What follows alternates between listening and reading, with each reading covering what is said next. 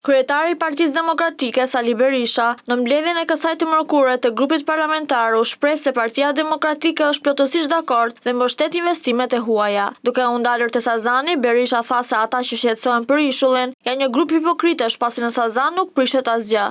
Tani, dhe u tha që investimi në Zvërnec është krejtësisht marrëdhënie private. Për sa i përket ishullit, ata që qajnë elegjin e Sazanit, ata janë një grup hipokritësh. Zvërneci është tokë private në tërësinë e saj. Është e banueshme, kanë banuar.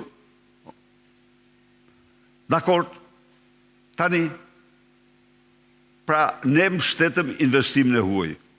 Por ne jemi parti që qëndrojmë plotësisht për respektimin e mjedisit. Berisha tha se media shqiptare mund ta shndërrojë Zvërnecin në një ksamil të dytë. Sipas kreut të PD-s, zhvillimi i zonës në mospërputhje me peizazhin do të ishte një akt i pamëshirë dhe dram për shqiptarët. I droj jashtëmase se mafia shqiptare do ta shndrojë në një ksamil të dytë. Nuk e di, është e pamëshirë. Dhe ajo do ishte dramë e vërtet për ne.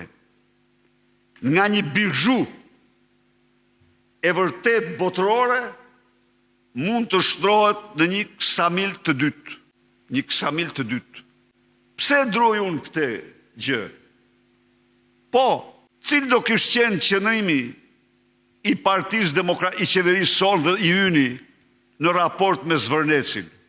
Unë ju them, jo, ai peizazh ne do ta zhvillonim në përputhje me peizazhin. Mëtej në fjalën e tij, Kryedemokrati u shpreh se partia e tij është partia që ka rritur sipërfaqen e zonave të mbrojtura nga 3% në 16%.